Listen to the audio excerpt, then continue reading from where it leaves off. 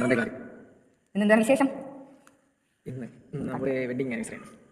Wedding ആനിവേഴ്സറിക്ക് ഒരിക്കുന്ന കച്ചേരി പാട്ടായാലും ഇപ്പോഴത് പ്രശ്നമില്ല. ഞാൻ നോക്കി പാടാം, എനിക്ക് വരി അവിടെ. Okay, start. Let's start. Let's start. പിടയുന്നൊരെൻ്റെ ജീവനിൽ കിനാവു തന്ന കൺമണി നീലയെങ്കിലെന്നിലെ